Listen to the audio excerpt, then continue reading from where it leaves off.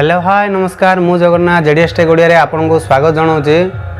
सर्वप्रथम जो रही आपंकर कालिया योजनाटी आपण पुनर्बार ऑनलाइन रे गिवेन्स केमती देवे डॉक्यूमेंट सबमिट करेंगे जो मैंने पैसा पाऊना जो मैंने पैसा पाते स्थगित हो रही जाइए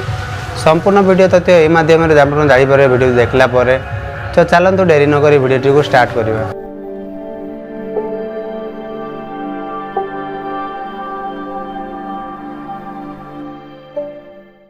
राज्य सरकार पुणी देले खुशी खबर पुणी थे आरंभ है कालिया योजनार नूतन पंजीकरण संशोधन उभय भूमिहीन क्षुद्र चाषी करें आवेदन एपाई आधार कार्ड बैंक पासबुक जमी पट्टा आवश्यक आ भूमिहीन आपणकर जॉब कार्ड आवश्यक यार डेडलाइन रोचे 31 जुलाई सुधा आपणकर शेष तारीख रही मैं 90 यारी मध्य आपणकर कालिया योजनार जेकोसी त्रुटि थी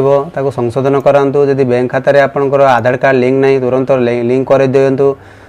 जहाद्वारा कालिया पैसा जो आपन पैसा आसो आपणकर आधार कार्ड जो लिंक नथिबो बैंक अकाउंट पैसा मिले ना। कालिया योजनार वेबसाइट टी 31/7/2023 पर्यंत खुला अच्छी जो मैंने नुआ एप्लाय करेंगे से फोटो कॉपी दरकार पासबुक क्षुद्र चाषी जो मैंने होते पासपोर्ट कॉपी आउ जमी पट्टा दरकार जो मानकर भूमिहीन से आपणकर फोटो कॉपी आउ जॉब कार्ड दरकार लेबर कार्ड आउ निहाती आपणकर ओटीपी बेस हम आधार जो नंबर टी से बेस नहीं आप पंजीकृत करें किसी असुविधा हे ना। ऑनलाइन ग्रीवेंस अप्लाई फॉर्म आपणकर 31 जुलाई पर्यंत खुला अच्छी यथाशीघ्र संभव आपड़ करनी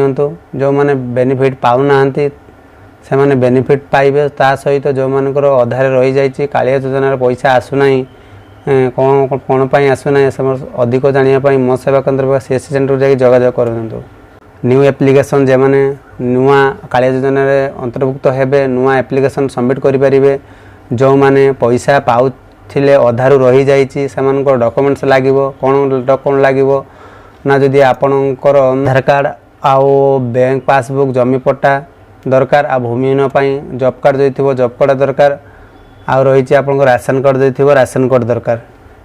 एतिक डॉक्यूमेंट नहीं कि आप निकटस्थ मो सेवा केन्द्र कि सीएससी सेंटर को जातु।